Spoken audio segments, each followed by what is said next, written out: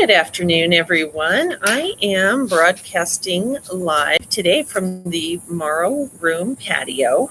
And there's a special reason for this, which I'll get to here in a bit. And I do apologize. It's a tiny bit of a breeze, so my papers are flying around a little bit. So I might have to grab them if something blows away. So later this afternoon, we have in plan for you a movie called The Good Liar. It has Helen Mirren and Ian McKellen, and it's a lighthearted movie, or I believe it's lighthearted, about a con man trying to swindle a widow, and it sounds like it's a fun movie. Later on this afternoon at 5 p.m., we have the musical Joseph and the Amazing Technicolor Dreamcoat, which is a Tim Rice and Andrew Lloyd Webber musical. So that sounds like a great offering as well. So on this week's schedule, we have a couple of things that I want to highlight. They went out in your bags last night, but for our Live at Lunch this week on Tuesday, we are having the special restaurant edition. So we'll have some of our culinary and restaurant dining staff visiting, and they will be able to talk us through the opening of the restaurants, which I know we're all very excited about. And then on Wednesday for Live at Lunch, we're doing a restaurant Q&A. So if you will submit your questions to Kristen via email before Thursday evening, we will do our best to get all those combined and submitted and given to the restaurant team so that they can answer all your questions. If we, for some reason, we get duplicates, we'll make sure we cover all the topics. We may not answer yours specifically, but we, of course, will try and answer everything. So, I know there's a lot of questions about how things are going to be handled, and the dining team has been working super hard, making sure that everything is in place for us, and they'll be able to answer how that process works. Sunset Week. And we are fortunate in Arizona to have some absolutely fabulous sunsets. And I actually did a little bit of research because I was curious.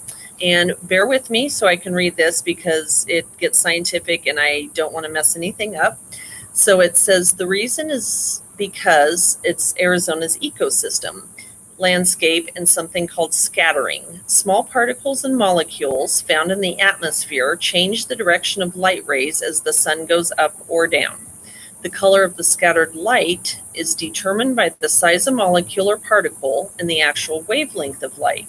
Because Arizona is a dry state, we have a lot of dust particles flying around, and that gives the sunlight something to bounce off of.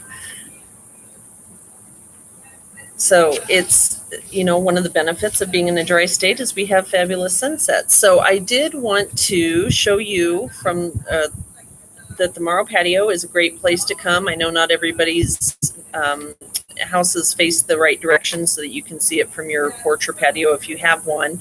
But if you were so inclined, you can come up to the Morrow Room patio. The doors will be unlocked. I did confirm that. And, take a look at the sunset. I hope to be facing the other direction so you would see sunset direction, but the lighting was just off.